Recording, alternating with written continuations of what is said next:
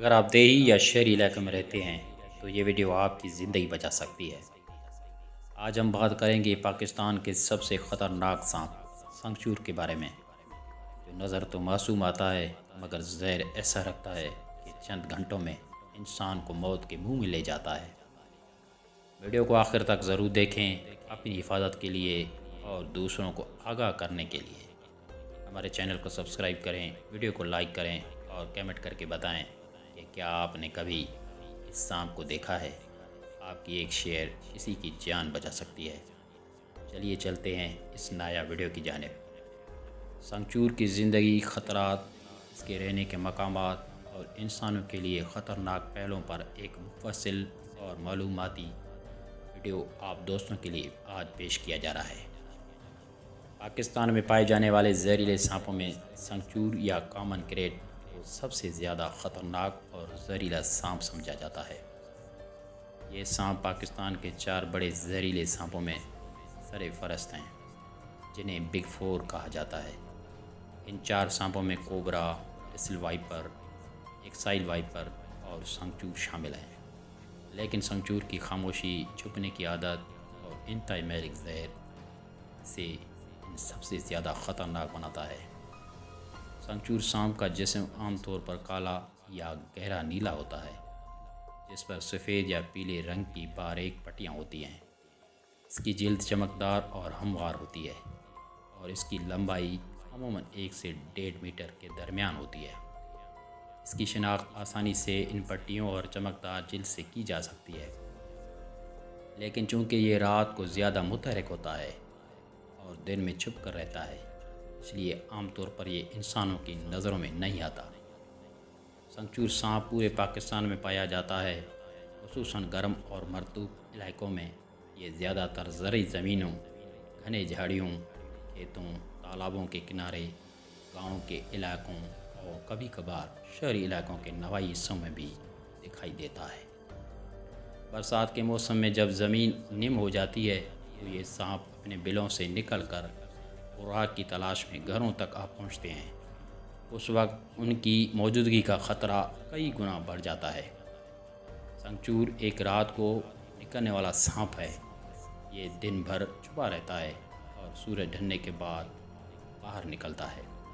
اس کی خوراک میں عام طور پر چوہے، چھپکلیاں اور دوسرے چھوٹے سانپ شامل ہوتے ہیں۔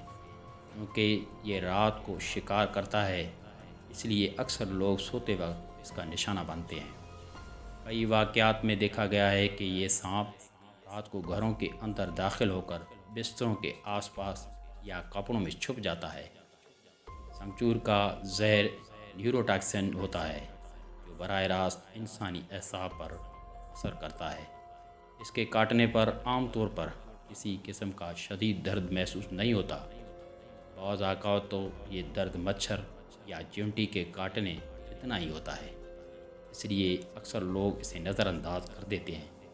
لیکن حقیقت یہ ہے کہ سنگچور کے زہر کا اثر چند گھنٹوں میں ہی جسم کو، پٹھوں اور اعصابی نظام کو مفلوج کر دیتا ہے۔ مریض کو پہلے سانس لینے میں دشواری ہوتی ہے، پھر جسمانی حرکات بند ہونے لگتی ہے، اور اگر بروقت طبی امداد نہ ملے تو موت بھی واقع ہو سکتی ہے۔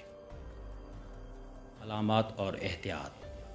ڈسنے کے بعد کی علامات میں شامل ہیں: آنکھوں کی پتلیوں کا سکڑنا یا پھیل جانا، بولنے یا نگلنے میں مشکل، جسم میں کمزوری یا جھٹکے، سانس رکنے کا احساس، مکمل جسمانی فالج۔